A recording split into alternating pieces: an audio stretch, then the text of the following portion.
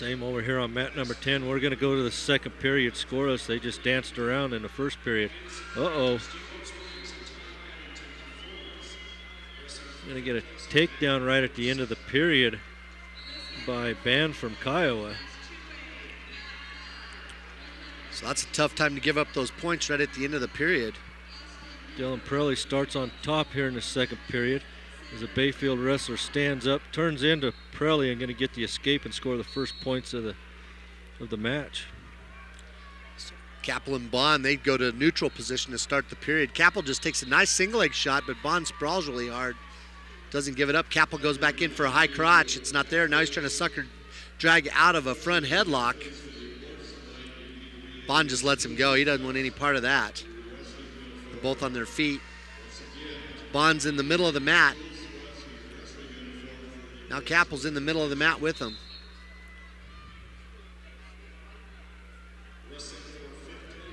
Wrestling on that brush beat digger mat down there, the cardinal and gold mat. Oh my goodness.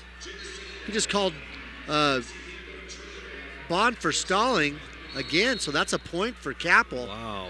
So it's 2-1. This is a referee that counts shots. Motivates Bond. Bond's in on a single leg. But that's a peculiar call because the only takedown of the match has been Bond, and he's the one that just gave up a stall point. So it's 2-1. Austin Bond from Kiowa is in the lead with a minute left in the second period. Still no action over here in the 170-pound fifth place match between Dylan Prelle and McKaylee from Bayfield. Bayfield wrestler leads 1-0. Not really any good shots over here yet. They just keep tying up in the middle. Newberry from Yuma's wrestling over on mat 5. The score there is 2-2. Newberry gets the takedown, and his opponent from center is Chavez. Chavez gets a reversal. The score, there's 50 seconds left in the second period. 25 seconds left over here for Capel. He's still 2-1 there. He's down, but he just shot in on a single leg. He almost got the points. The referee didn't give it. He thought about it again, but he didn't give it because Bond hit a reversal really quick. So now Bond gets a takedown, and it's 4-1 there. Still a 1-0 score over here. 1 second left in the second period.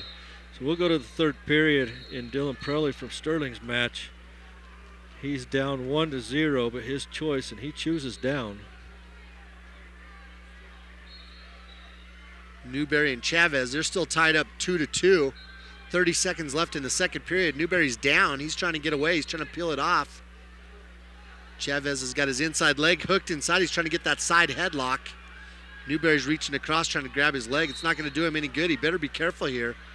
Chavez can lock his hands there. He's in danger of getting flipped over onto his back. It's a pretty popular tilt this year at the state tournament.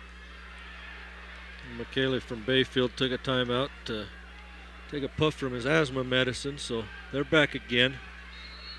Quick stand up by Prelle.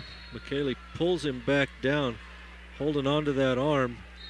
Prelle stands up again, trying to peel the wrist. Now Prelle turns into McKaylee, and he's going to get the escape. It's tied up 1-1 here in the third period.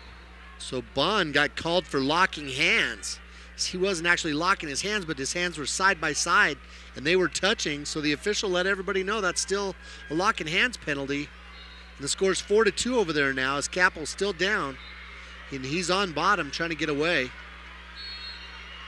Newberry starts the third period on top. Chavez tries to stand up. Newberry picks his ankle up and tries to return him to the mat, but now Chavez is sprawling and cross-facing, and Newberry's in a little bit of trouble here. He could get Granby rolled. Or if he could hit a Granby roll here, if he doesn't let Chavez cross-face him and pick his ankle and let him go behind him. McKaylee from Bayfield gets a caution for stalling. Both wrestlers on their feet, tied 1-1 still. So Chavez gets a point for an escape. And now he gets another point because Newberry charged at him, and the official said that he headbutted him and knocked him out of bounds. So he called Newberry for unsportsmanlike and gave another point to Chavez. That puts Chavez up 4-2 with a minute and 12 left in the third period. Kappel's only down 4-3 over here now. They're both on their feet. 19 seconds left. Kappel's got to get a takedown. Bond's being very conservative. Tying up, circling. There's a shot by Kappel, but Bond just sprawls back. 9 seconds left. Kappel's going for a short carry, but I don't know if he's got enough gas left in the tank to really go for it. And he's going to lose that match 4-3. He's going to finish in 6th place.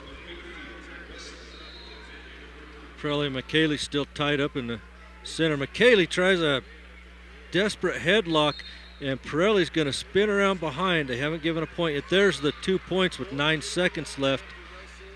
Pirelli's still trying to fight off a leg attempt, but they did give him the 2 points. And that's going to end the match. Dylan Pirelli's going to take home 5th place. Congratulations to Sterling. They finished strong after a rough couple of weeks. Newberry's down 2-4 with 55 seconds left, and they're both on their feet. Again, he gave up a point in escape, and then right after that he charged him out of bounds and bumped heads with him. He got called for a headbutt, unsportsmanlike, and gave up another point. So that it was 2-2, and so now it's 4-2. Chavez just does an inside trip. Newberry was caught on his heels. He was taken down, so now Chavez is up 6-2 with 32 seconds left. He's got both legs in. Now's when you ride the legs. Yeah. He's going to stall this out there. Waste some time. Yep. 20 seconds left. Newberry's belly down. He's not going to be able to get out of there very, very easy because Chavez has got his back arched so hard. He's got his knees off the mat. He's working a power half. Now he throws a little